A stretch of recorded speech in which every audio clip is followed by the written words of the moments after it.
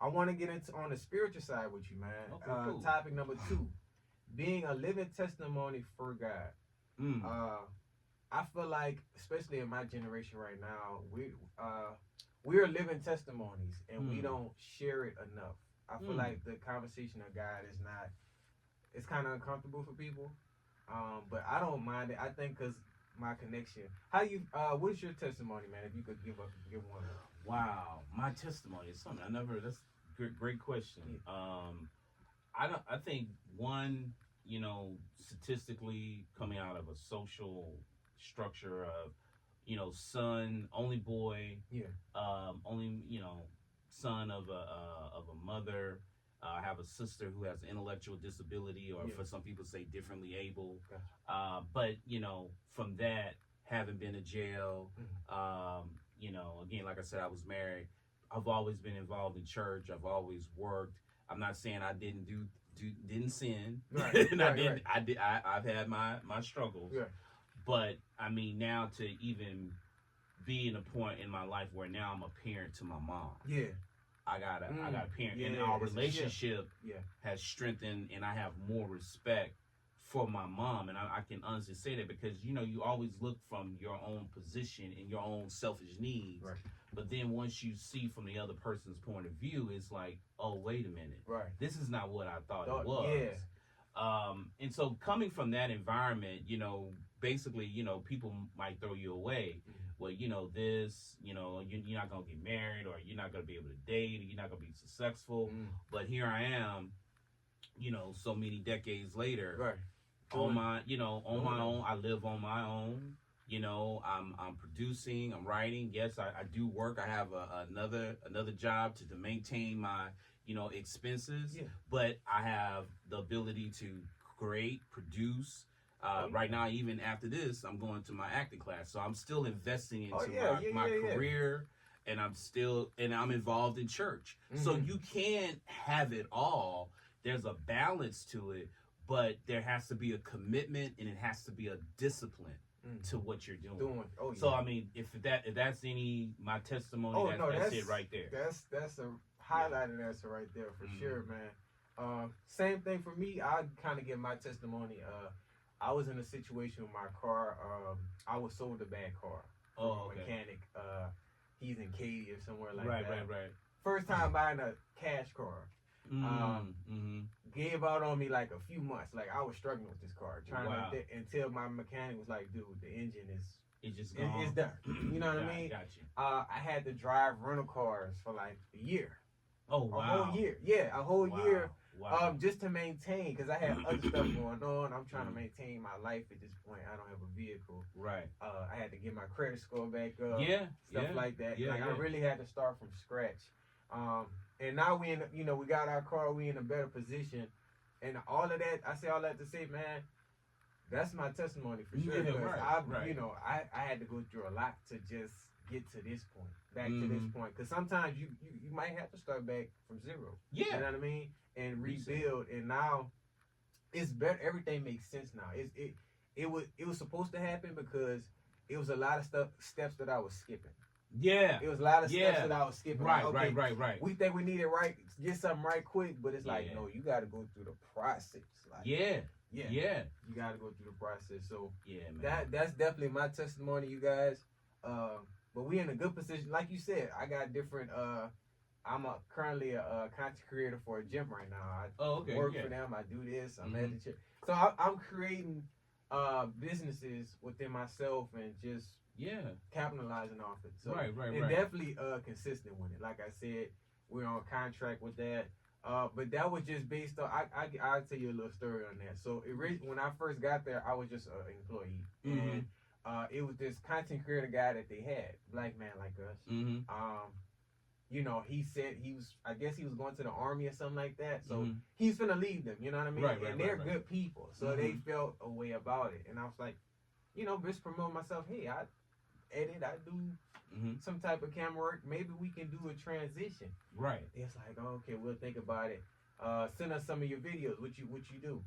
I sent it to them. They're like, okay, we can work with you. And just kept pressing that nail, kept just showing them, and now I'm their content creator. So it's funny how, funny thing about it, when we were trying to get some stuff from that he was doing, he didn't want to tell us. He was gatekeeping the information to continue, thinking like, okay, he's not gonna match this, and my video is doing more views. You know what I mean? So it's just like people are. It's weird. People are gatekeepers like that, but that's something that I'm not even related to. So yeah, well, I mean, I'll say this, that now if you see, especially like right now, the movie Sinners.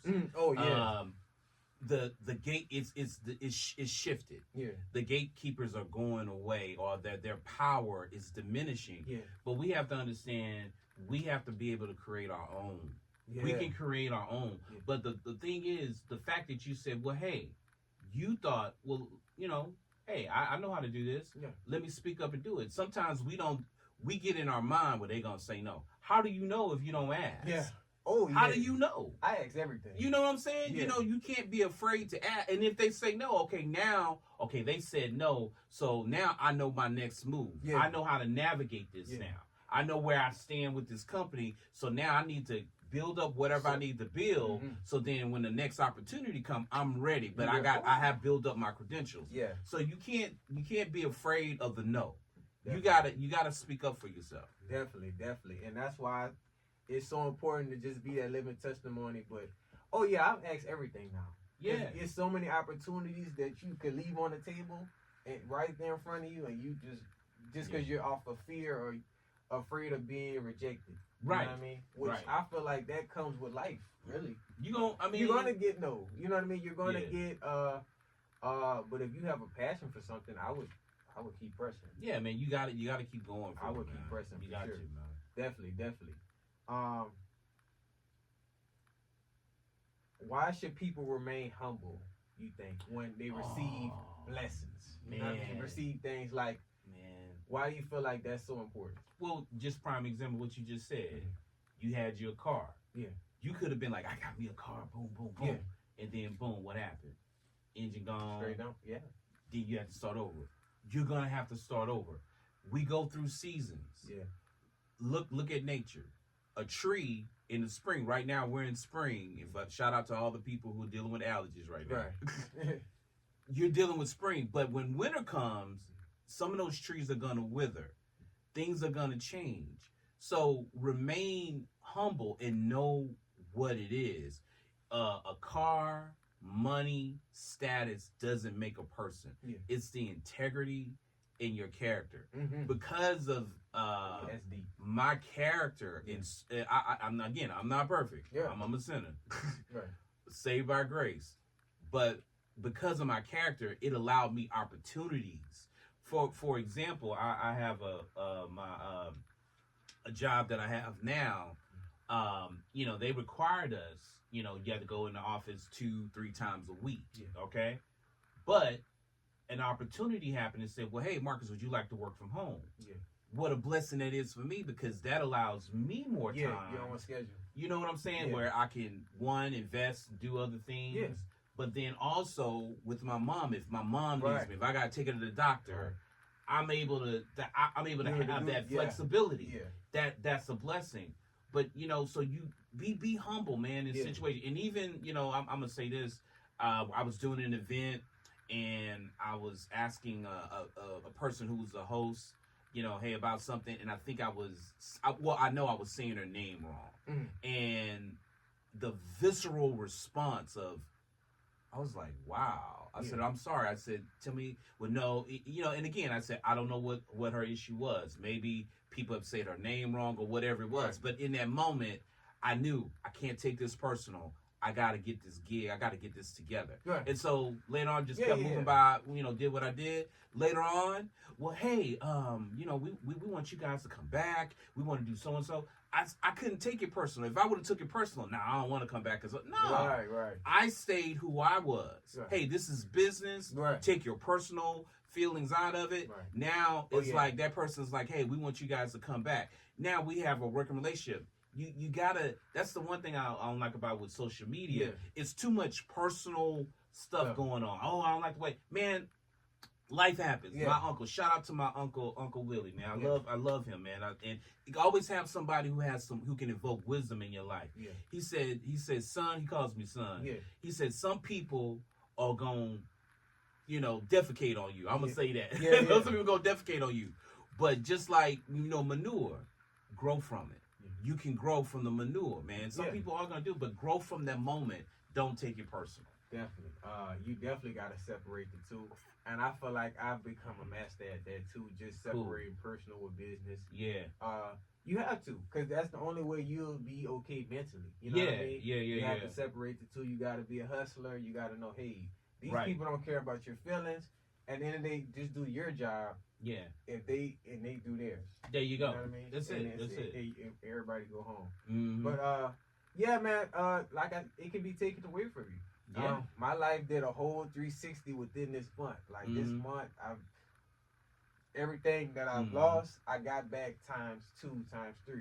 So, yeah, man, that's just I'm humble. Like I'm chilling. I'm staying out the way. I'm helping people, and I've learned throughout this whole this year process having to rebuild yourself. That's it's a tough thing, but you can do it. Like I had to get closer with God and understand. What was he trying to show me? Like what's the route? You know what I mean? So what's the lesson? Yeah, what's the lesson? And I figured it out. You feel what I'm saying? Yeah. Like I said, you guys, definitely had that relationship with God. Definitely be a living testimony because people need to see if they're going through that similar situation, they need to see somebody who made it out of that situation and still going. You know what I mean? So, but man, we're gonna get into our next one, man.